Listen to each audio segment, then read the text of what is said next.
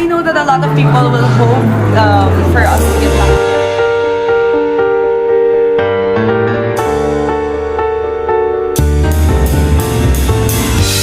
Andy Eigenman magiging part na ng Kapuso at magiging host na ng It's Showtime.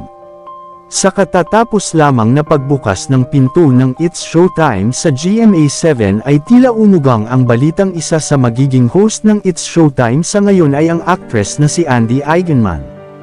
Inofferan daw di umano si Andy upang pumirma ng kontrata sa GMA7 at isa siya sa mga magiging part ng It's Showtime host na isa nga sa naging bali-balita ngayon sa social media at ayon sa chika ay magiging party ito ng nasabing noontime show na ngayon ay nasa GMA7 na. Ang pagpasok di umano ni Andy sa nasabing noontime show ay isa nga sa naging break nito upang makabalik muli sa mundo ng showbiz.